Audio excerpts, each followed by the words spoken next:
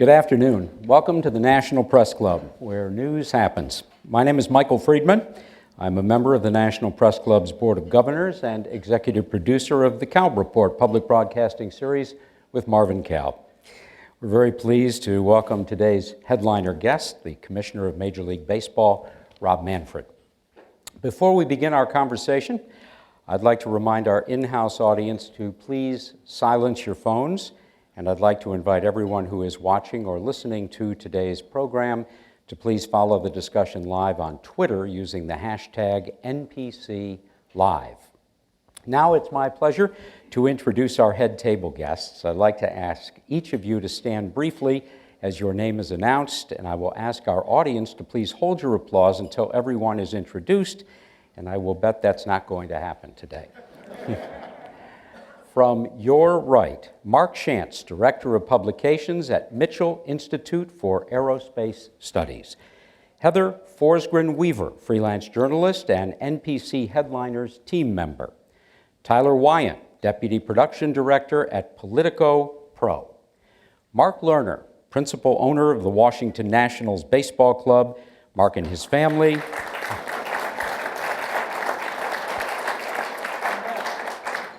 Mark and his family will be hosting the 2018 Major League Baseball All-Star Game at Nationals Park tomorrow evening. Mark, we're very pleased to have you with us today. Courtney Norris, National Affairs Producer at PBS NewsHour. Marvin Cal, the last correspondent personally hired by Edward R. Murrow at CBS News.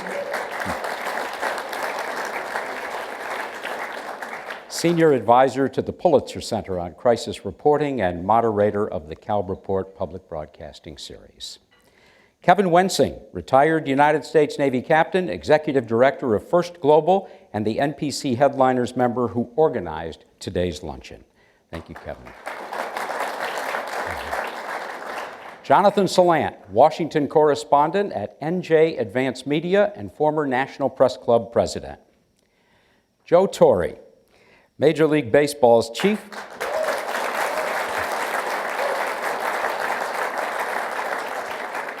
He's going to get another one when I'm done. Major League Baseball's chief baseball officer, a 9-time All-Star as a player, National League Most Valuable Player in 1971, 2-time American League Manager of the Year, and winner of 4 World Championships as one of the greatest managers in New York Yankee and baseball history. And inducted into the Hall of Fame in 2014. Amy Fickling, Assistant News Editor at McClatchy Tribune Information Services. Joe Luchuk, freelance writer, NPC Headliners team member, and an organizer of today's event. Josue Lopez Calderon, co-founder of the Baseball Foundation and a consultant for the World Health Organization. Clay Kaufman, head of the Siena School in Silver Spring, Maryland, and coach of the National Press Club softball team. I would also like to acknowledge additional members of the Headliners team responsible for organizing today's event: Lisa Matthews, Lori Russo, Tamara Hinton, Danny Selnick, and Bill Lord, as well as the National Press Club staff led by Lindsay Underwood, Laura Coker, and Executive Director Bill McCarran. May we have one round of applause for everybody.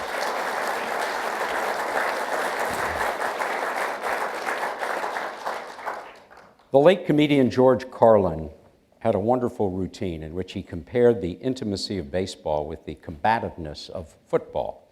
According to Carlin, baseball begins in the spring, the season of new life. Football begins in the fall, when everything is dying. Football is concerned with downs. What down is it? Baseball is concerned with ups. Who's up? Football has hitting, clipping, piling on, personal fouls, late hits, and unnecessary roughing. Baseball has the sacrifice. Football is played in any kind of weather: rain, snow, sleet, hail, fog. In baseball, if it rains, we do not go out and play. Baseball has the 7th inning stretch. Football has the 2-minute warning.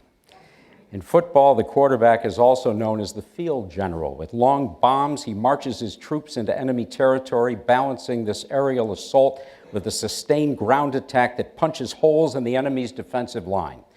In baseball, the object is to go home and to be safe. I hope I'll be safe at home. At the helm of that home front today is Rob Manfred, who grew up as a fan of the New York Yankees because his dad was a Yankee fan. His favorite player was Mickey Mantle, and in the first game he ever saw at Yankee Stadium, Mickey Mantle hit 2 home runs. In August of 2014, Rob Manfred was elected as the 10th Commissioner of Major League Baseball. He took office in January of 2015. Previously, he served as baseball's Chief Operating Officer, Executive Vice President for Economics and League Affairs, and as Executive Vice President for Labor Relations and Human Resources. He is a graduate of the School of Industrial and Labor Relations at Cornell University and holds a law degree from Harvard Law School. Please join me in formally welcoming back to the National Press Club the Commissioner of Major League Baseball, Rob Manfred. Thank you.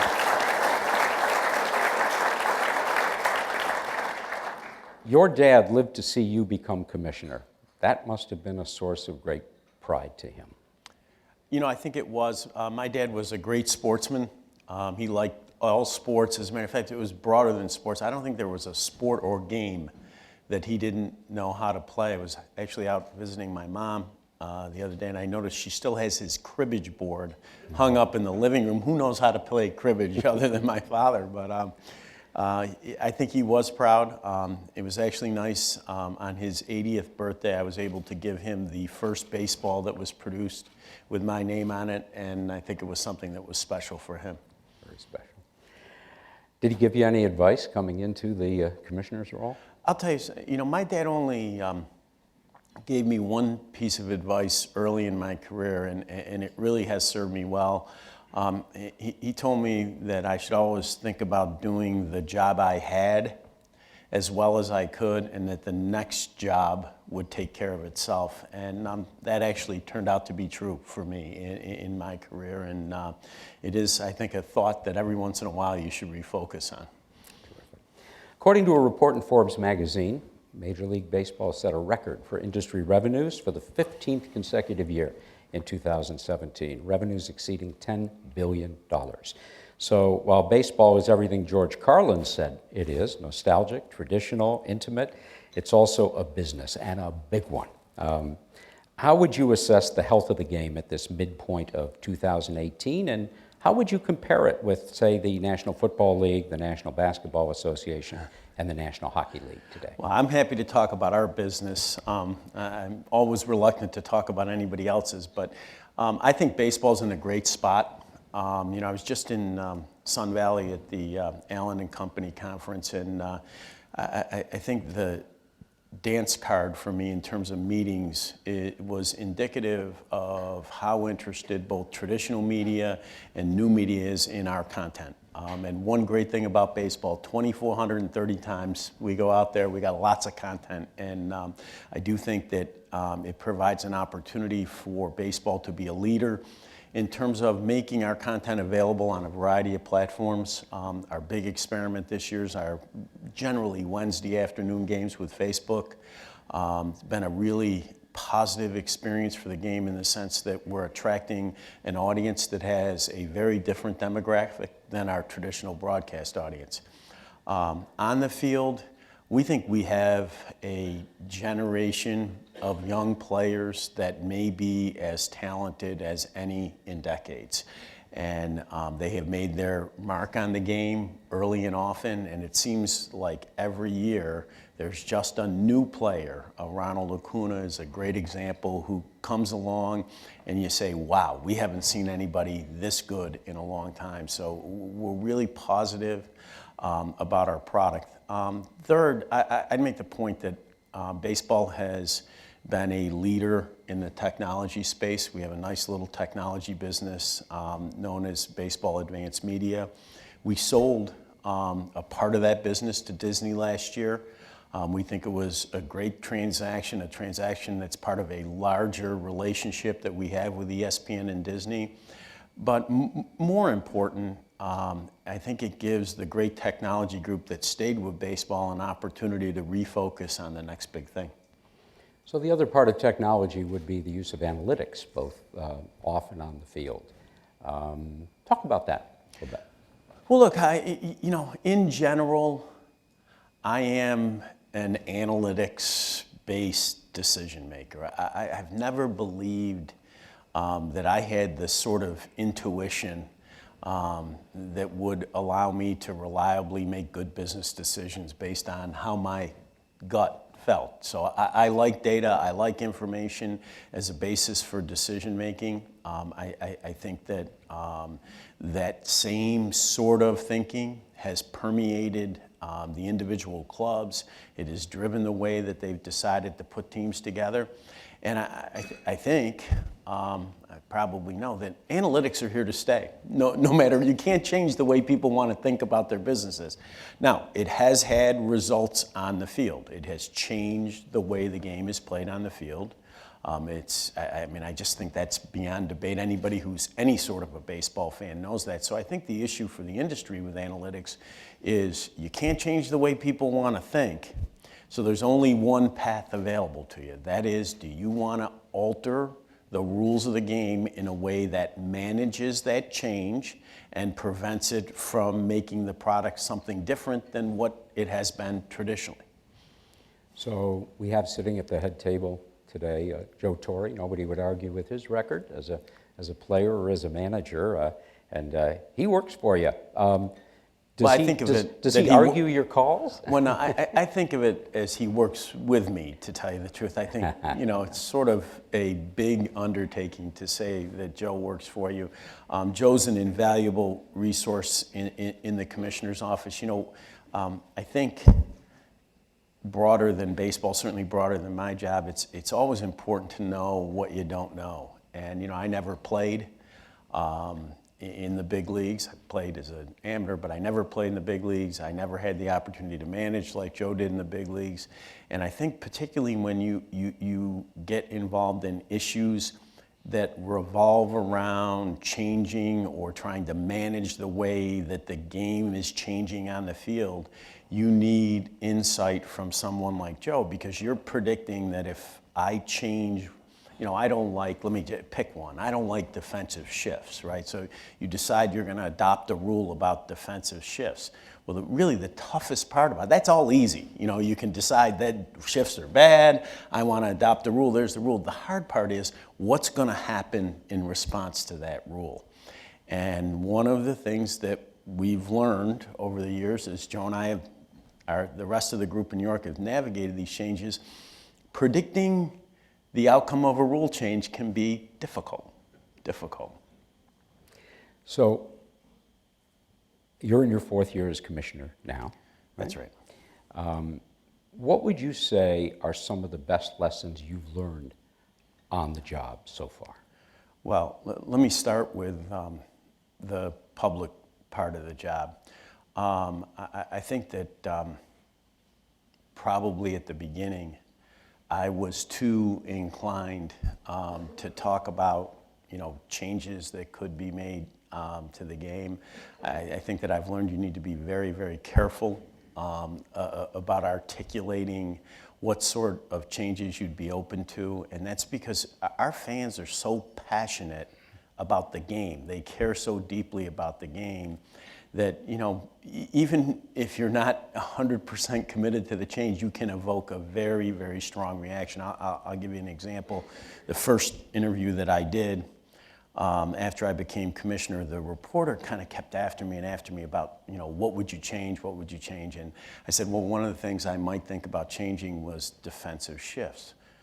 I didn't really like them, and I got phone calls, voicemails, emails. I actually received 2 papers on what a stupid idea that was that had footnotes. I swear to you, had footnotes in the paper. I'm thinking, oh my God, what have I done here? So you have to be really careful about that. And that's a good thing. I mean, it's the passion that people feel for the game.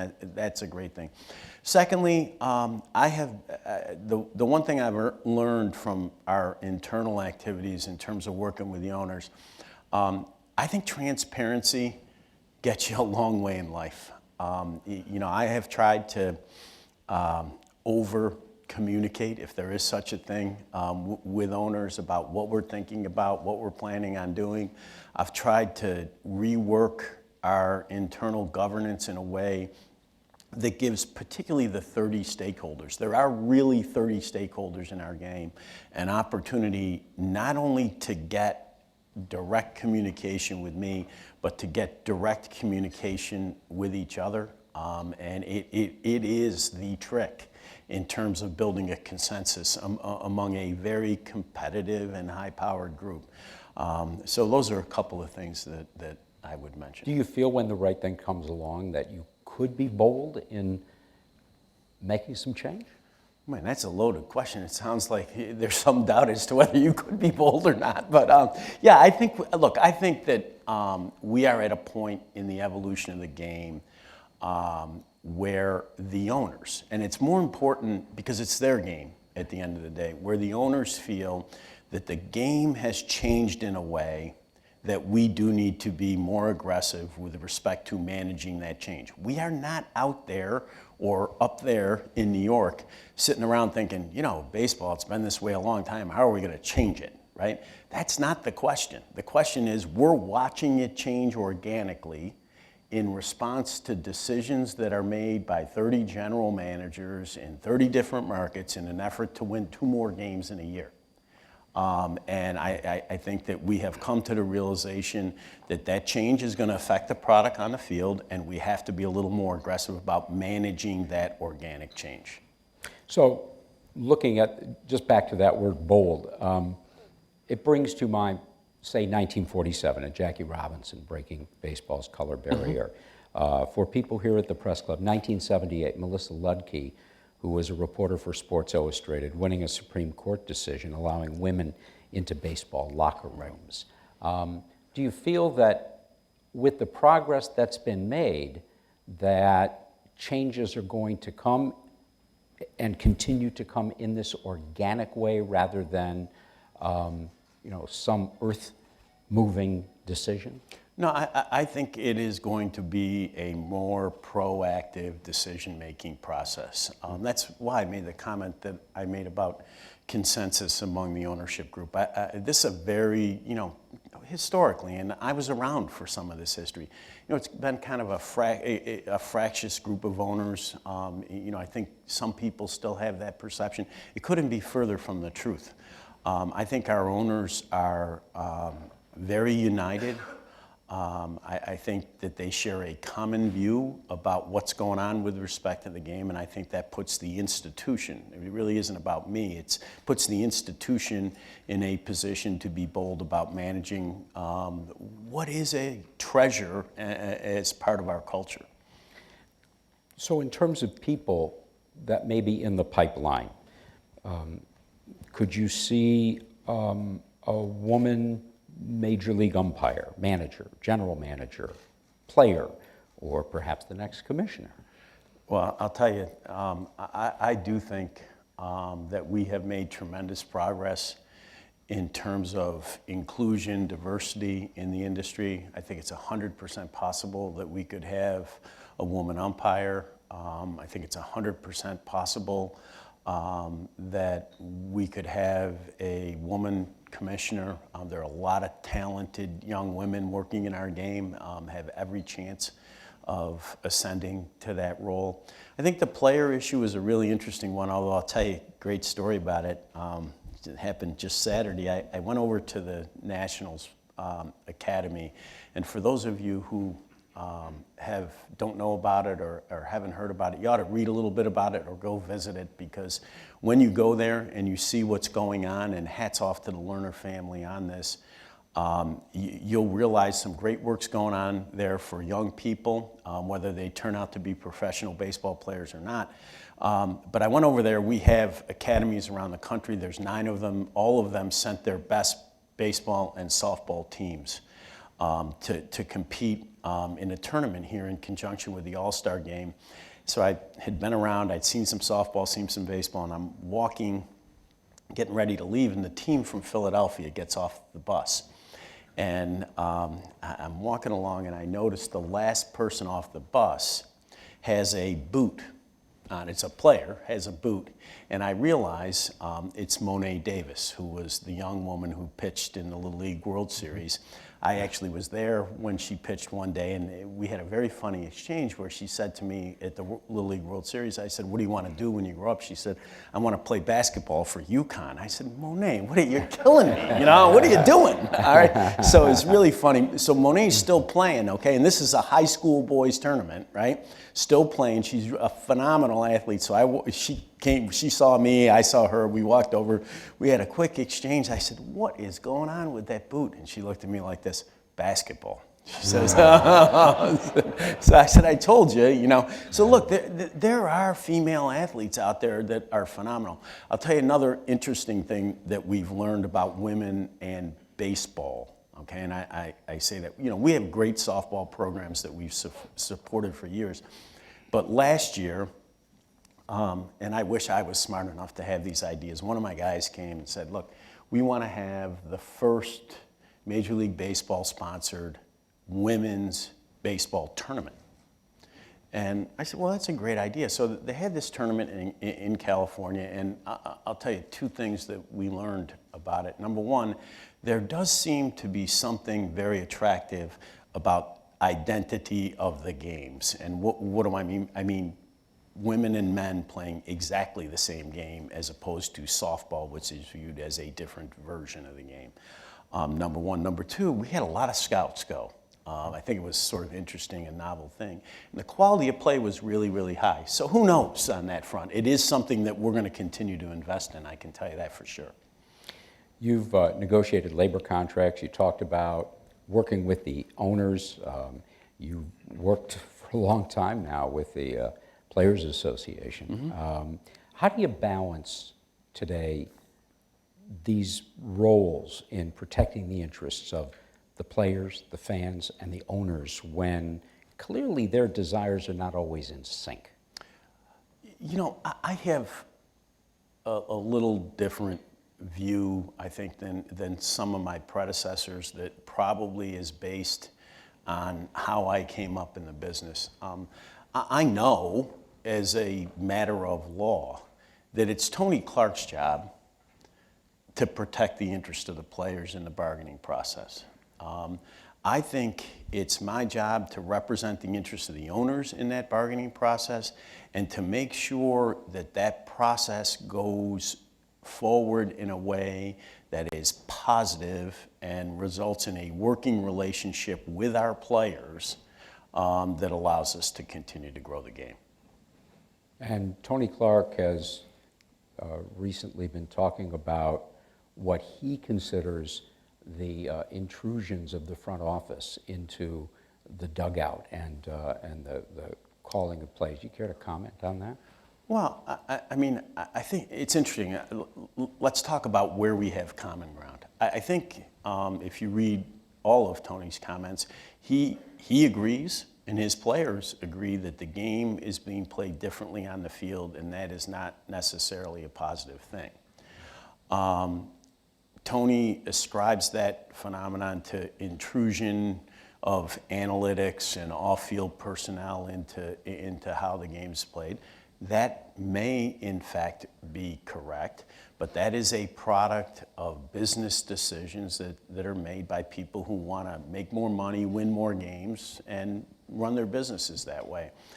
I think where we will ultimately find common ground with Tony is that those changes that are being driven by these management decisions may have to be regulated, and you can't regulate them by telling people, don't think about your business that way. That is not a strategy that's likely to be successful. Instead, what you have to do is look at the outcomes of those decision-making processes, decide which of the outcomes need to be managed, and adopt some rules that are designed to do that. And ultimately, I think that's where we'll end up. I'm going to intersperse some questions that we've received from our National Press Club members here in the audience today, along with some of the other questions we have. Let's talk about expansion, the prospects for expansion at this point. When you were here 3 years ago, you discussed the possibility of Mexico and Canada perhaps being excellent expansion team candidates. Where is baseball on that? Well, I think where baseball is, we have two situations, stadium situations, Oakland and Tampa. We will not expand until those situations are resolved. It's just not realistic. The appropriate sequencing of the necessary business decisions are to get those two situations resolved, hopefully in the markets where they currently exist, and then move on to consideration of expansion. So it's not a front burner issue for us right now. We need to get those two situations resolved. On the good news front, we have a number of viable expansion candidates out there. We have candidates that are in Canada, candidates that are in Mexico, and some that are here in the United States.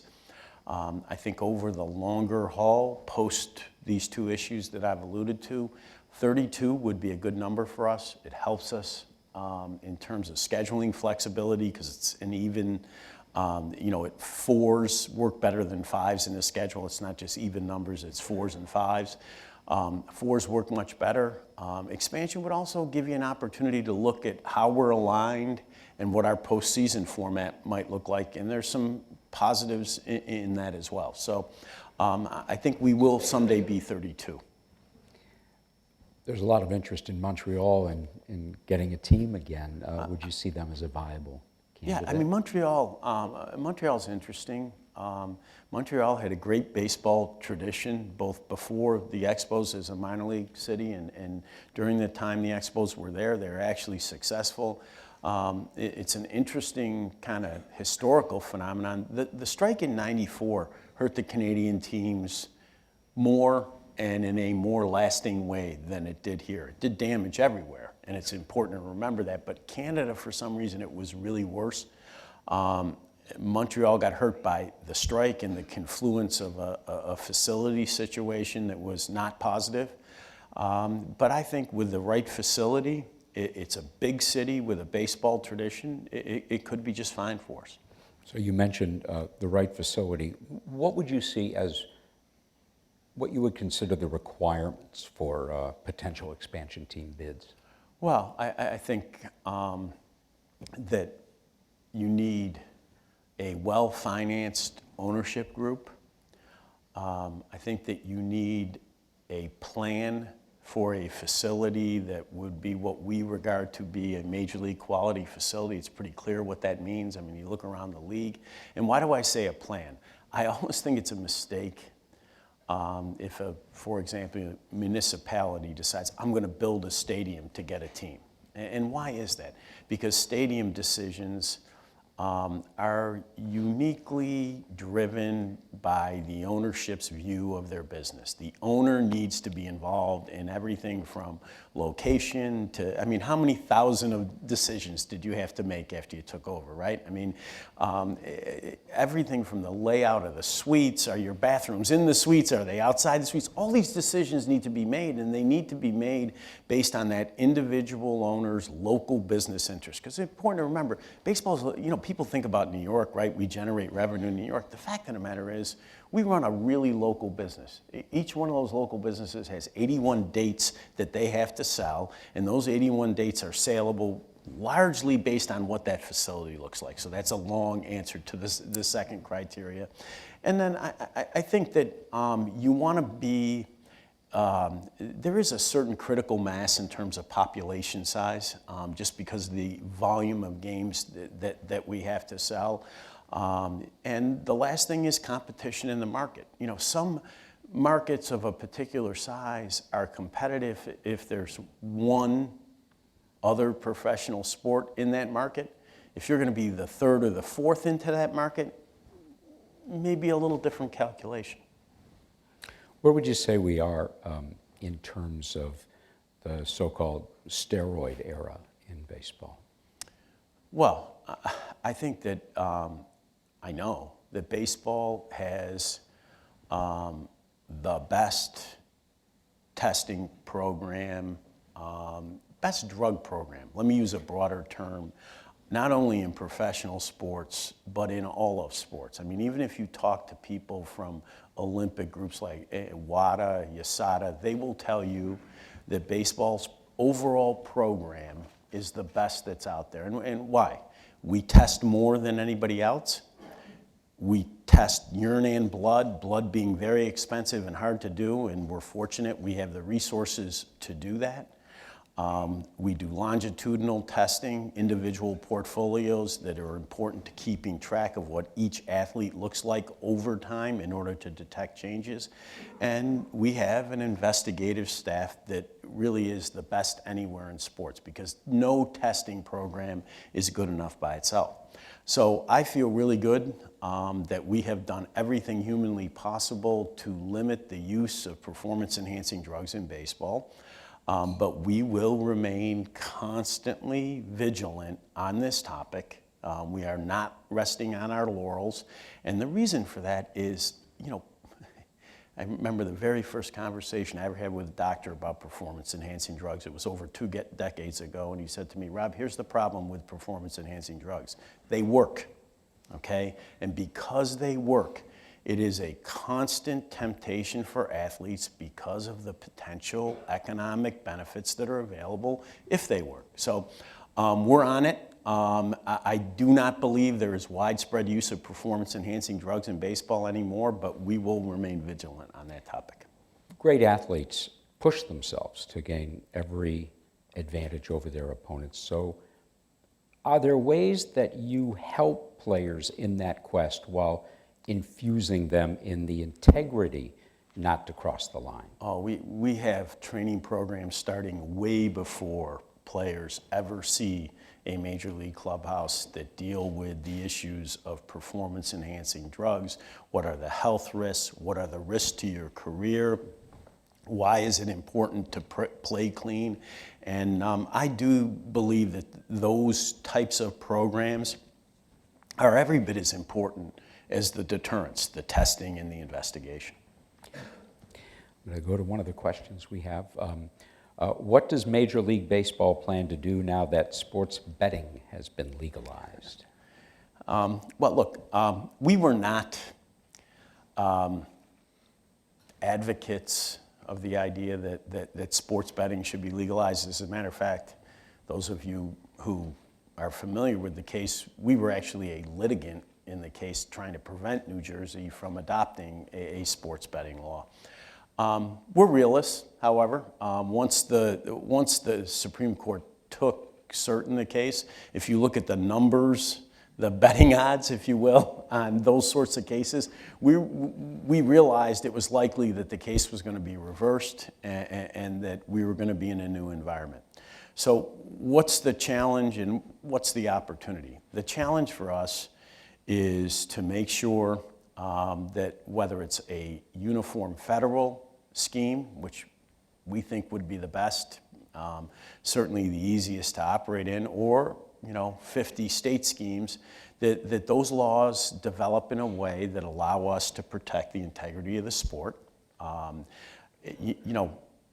We will never delegate responsibility for those integrity issues to state regulators, whatever their expertise in the gambling area may be.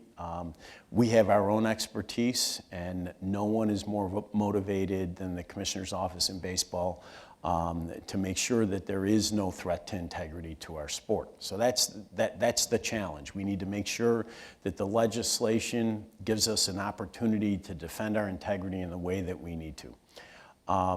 The opportunity. Look, you do, I said before, I'm a data guy. You do the research. The research is really, really clear.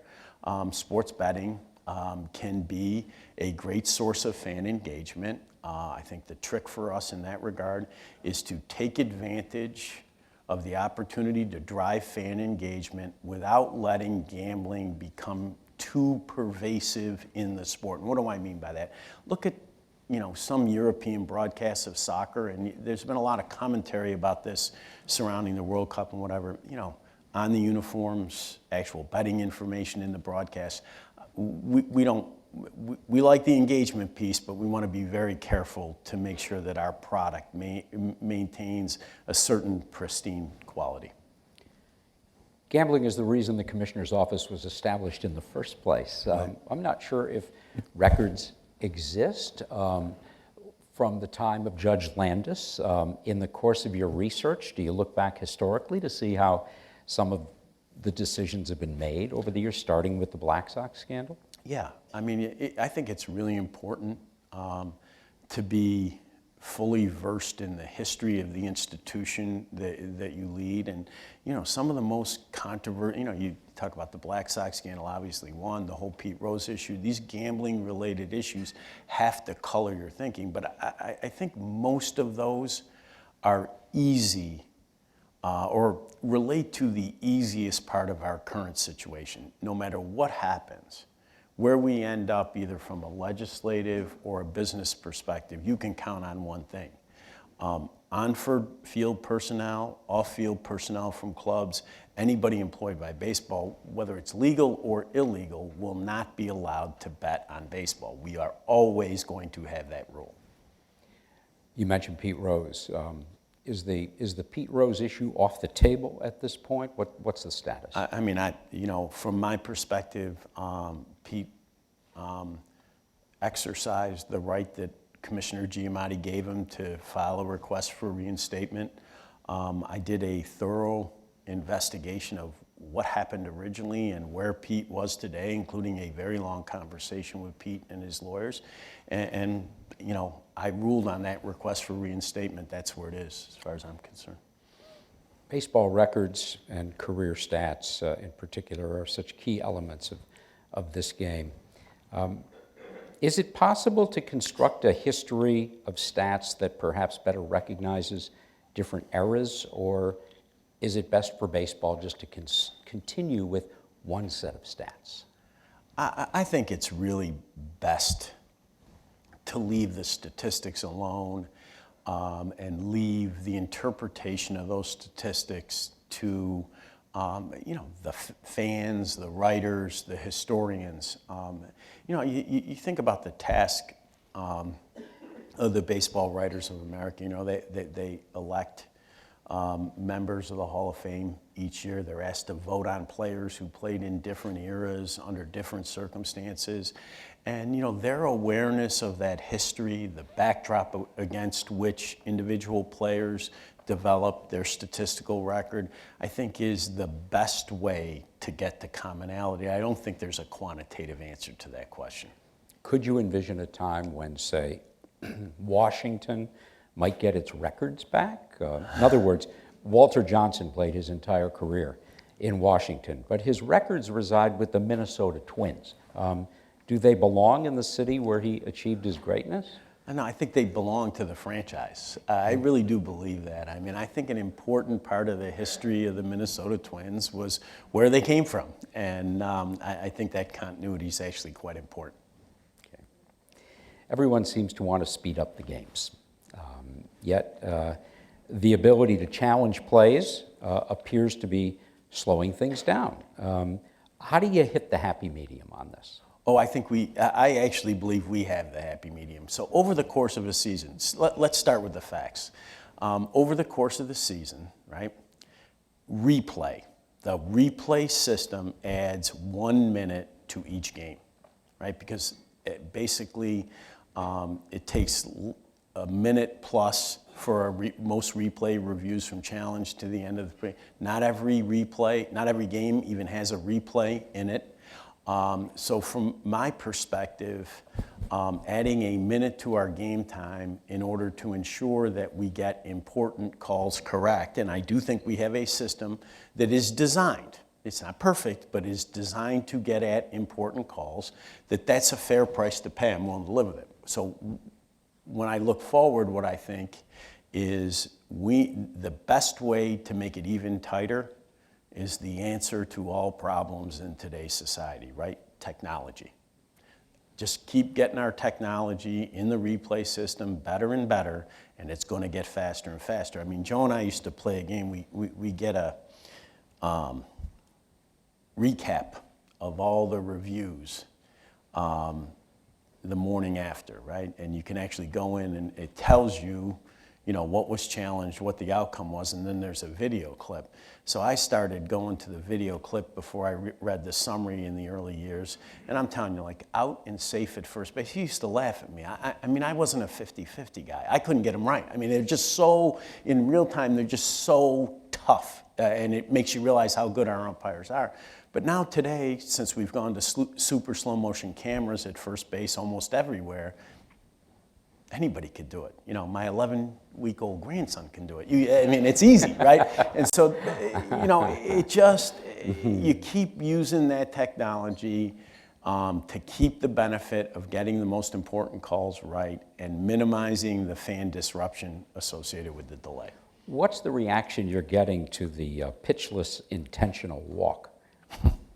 It's down to nothing. I will tell you, both my phone number and my email are probably too available, and we may have to work on that, but I'm telling you, when we went to the no-pitch intentional walk, we analyzed all the data. I think it was, bear with me, it was like 1 out of every 1,000 intentional walks, something happened other than the guy going to first base. All right, there would be some crazy thing where the ball would get thrown away or whatever. Something else happened other than the guy ending up on first base.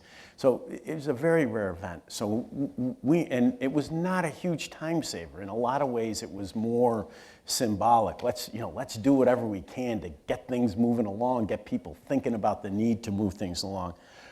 Well, so we announced the change. Oh my, you really would have thought that I had committed a sacrilege based on what people were saying. I mean, it really, and it's a great thing. You realize people care so much that they try to figure out what your phone number is and they call you up to tell you what they think about the change. It's a great thing. So it is what it is. I don't think we'll take a vote in the room about that.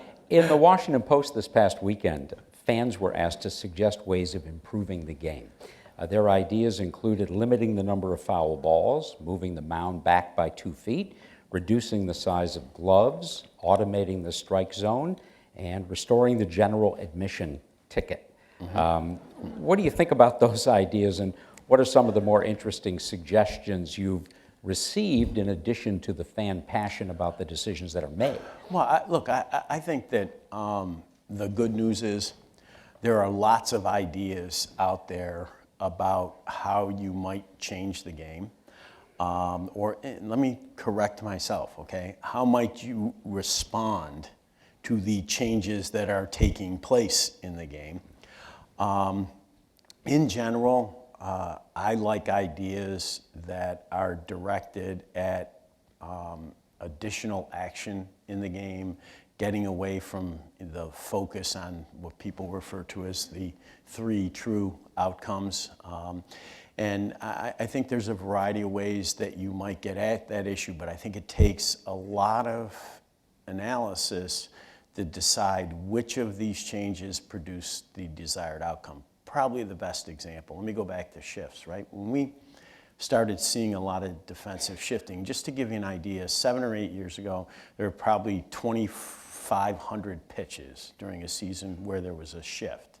All right, there'll be 36,000 this year. Okay, that's how much more pervasive this phenomenon's become. And when it started to happen, started to escalate, people said, "Oh, we know what's going to happen. Hitters will just learn to hit the other way because they will adjust and they're great athletes." Well, 2 parts of that were correct. They did adjust and they are great athletes. Unfortunately, the way they adjusted is they decided to try to hit it over the shift as opposed to hit it the other way. And why did they do that? They did that because analytics tell you that the home run is worth, even discounting how often it's going to occur, is worth so much more than that hit to the opposite field. So whatever those changes are, even things like moving the mound back, there's not a consensus on what that outcome's going to be. The strike zone, I mean, I've had 3 well, 2 Hall of Fame, 1 either going to be or should be Hall of Fame manager in a room. And when you ask them about a particular change in the strike zone, they will not all give you the same answer as to what's going to happen if you change the strike zone. How important is the overall fan experience today versus going to see the game? Is there a happy medium of the broader inclusiveness while protecting the interests of those who come to watch the game and perhaps just keep score? Well, you know, we think about our product as 2 products, right? We think the in-park experience is a very different product than the broadcast product that you watch, and I use broadcast generically, whether it's on Facebook or on MAZN, same as far as I'm concerned. And I do think that the tension you refer to in terms of, you know, entertainment in the ballpark that captivates younger people and is interesting to them, on the one hand, which some people might see as a distraction or an annoyance on the other, is part of a really fundamental tension that we wrestle with every day in terms of the business of baseball, and that is we never want to alienate that core fan base that we have and always have. On the other hand, we want to do everything we can to attract the people who are not part of that fan base. As with any business, you need new customers. And when you see things happening in the in-stadium experience that are a little different, that's part of the clubs trying to innovate to capture that new fan base, which is really important to the future of our sport. And with all the things that are changing and all of the broadening of thinking, there are, as with the game on the field, there are certain things that haven't changed. And I'd be remiss being a radio person if I didn't mention the enduring and enduring quality of radio. Charlie Slows, the great radio play-by-play broadcaster of the Washington Nationals, is with us today. Talk about the continuing impact of radio on the game. Well, I can tell you, I only have 1 AM station programmed in my car. It happens to be the station that carries Yankee radio broadcasts. I am a radio fan myself. I think it's an important part of the history of the game. I think it is an important way that we serve our fans. Not everybody can be in front of a television every time they want to be consuming our product. And I, for one, think that radio has a long, long life in front of it as part of our game. I will say that one of the terrific things the Lerner family does at Nationals Park is broadcast the radio version of the game throughout the ballpark. Mm-hmm. So you can continue to follow the game in your mind's eye no matter where you are. We actually noticed this yesterday. We were watching, I was smiling at Mark. We were in the suite for the Futures game, and we're watching the game, and we're hearing the radio. We finally figured out why we were not exactly in sync, that we were hearing the radio broadcast and watching the television.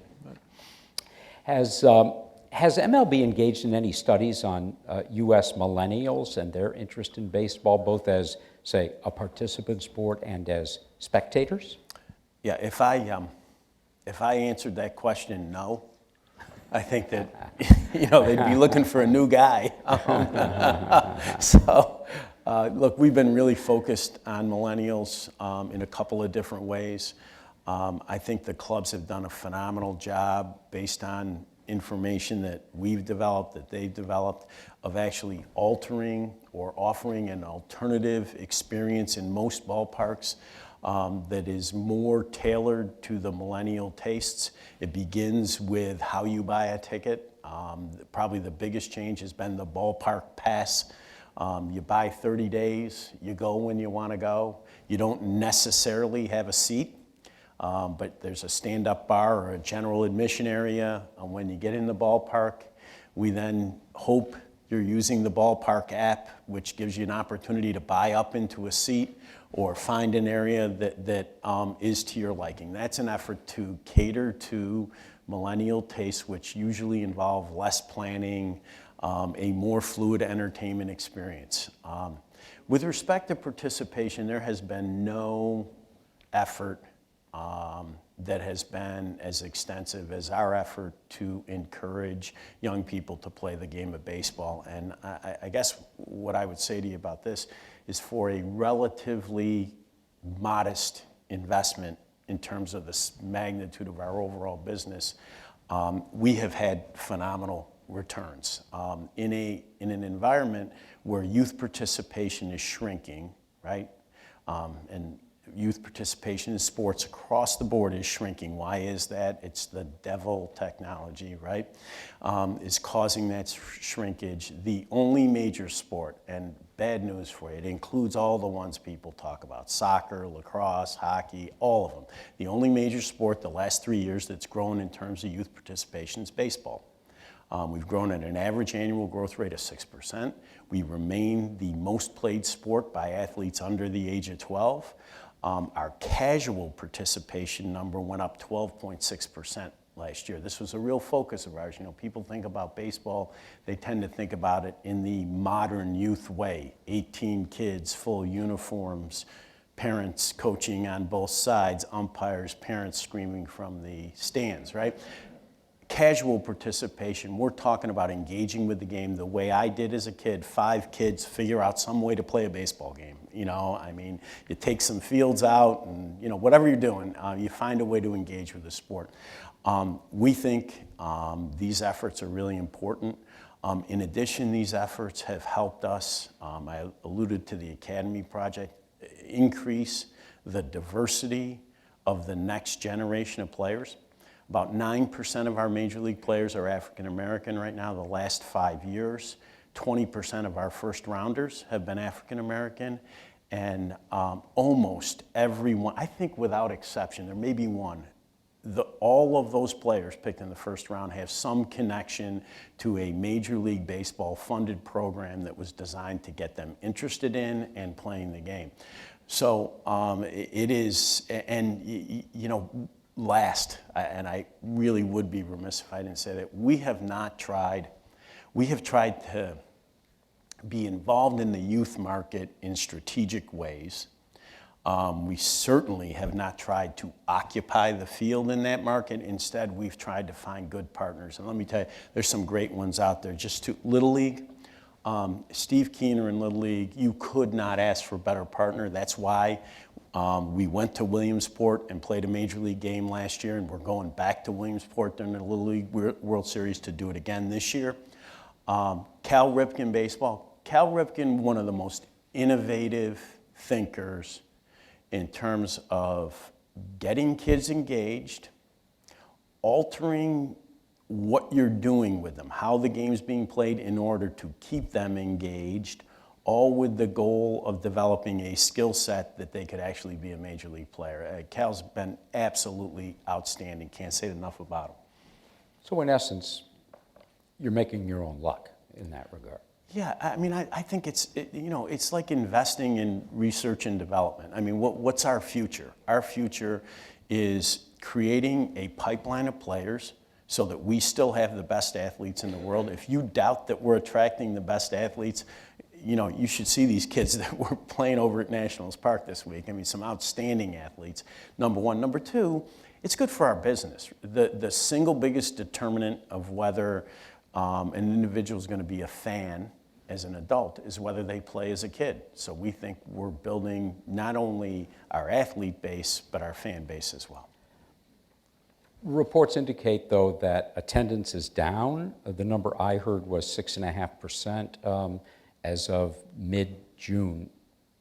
So if here's the number is good news. accurate, the number today is 5.5%. That number was Okay. accurate as of mid-June. As of today, it's 5.5%, and I see that as we're making progress. Okay, all right. Are there things that you can attribute Yeah. both the downtick and the uptick to? Yeah, I mean, the one thing we know for certain is we got in a hole in April because of the weather. And here's the best way we set a record for the number of games that were canceled.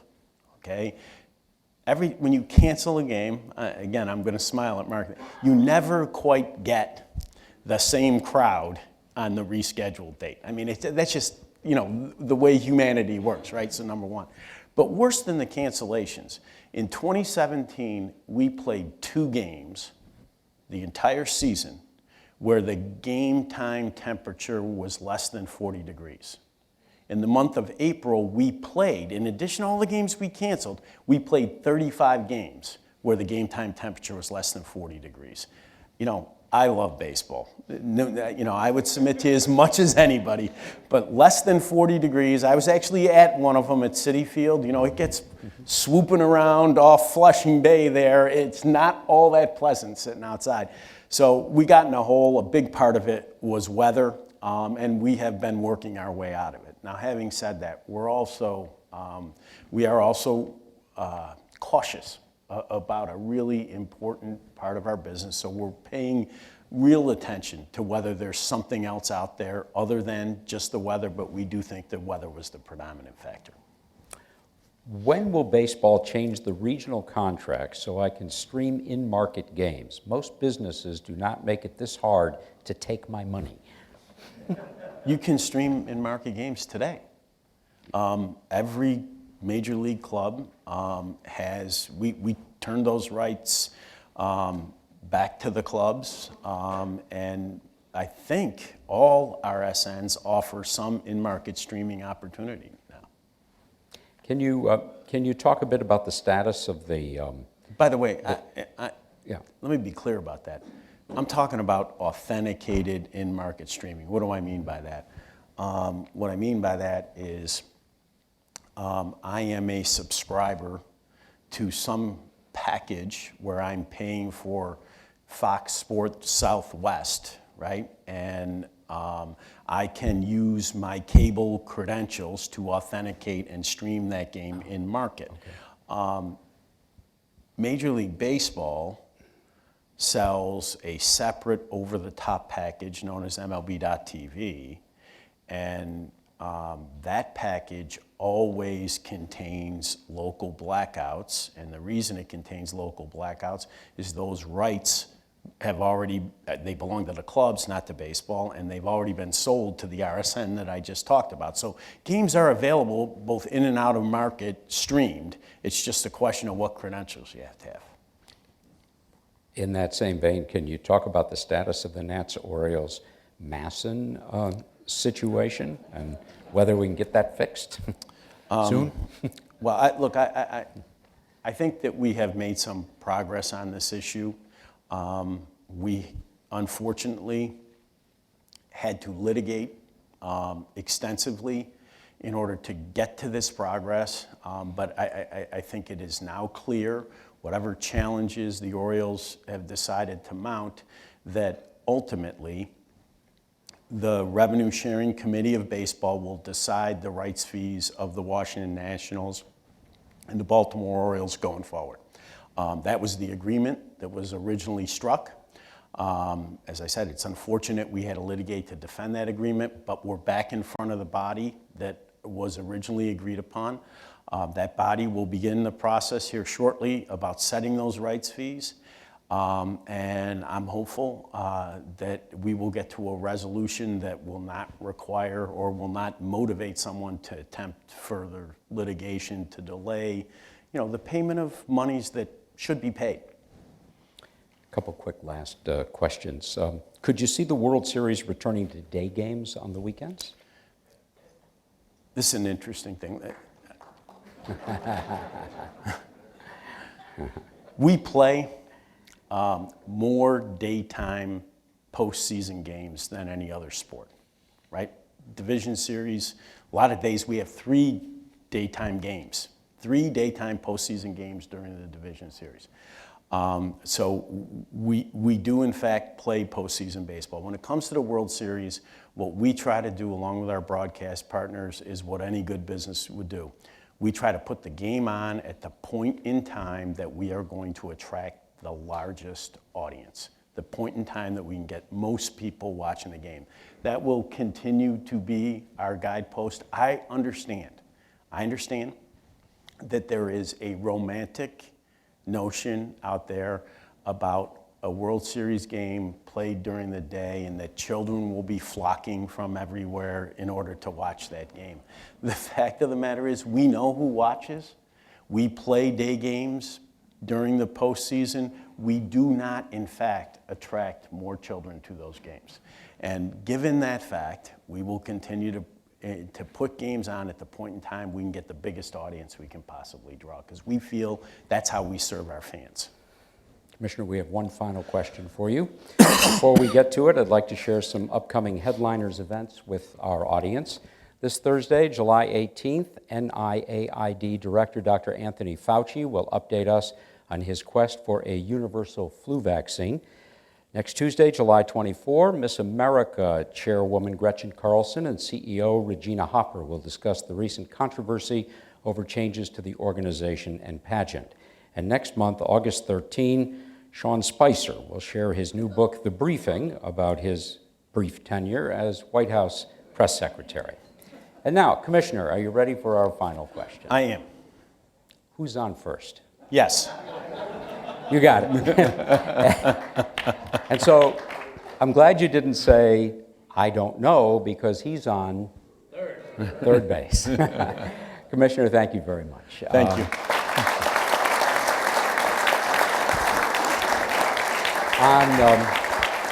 On behalf of my colleagues, it's my honor to present you with our official National Press Club coffee mug. Thank you. And also, in turnabout being fair play, we will present you with an autographed baseball from the playoff team of the National Press Club. Thank you so much. I will say this is my second best gift of the week. A Chinese broadcaster that we have a partnership with gave me a stuffed animal yesterday, which I'm giving to my grandson. So thank you very much. I hope your grandson enjoys that too. Thanks to our audience here in the ballroom of the National Press Club, to all of those listening and viewing on radio and television online. Thanks again, Commissioner, and everyone. Have a good afternoon. Thank you.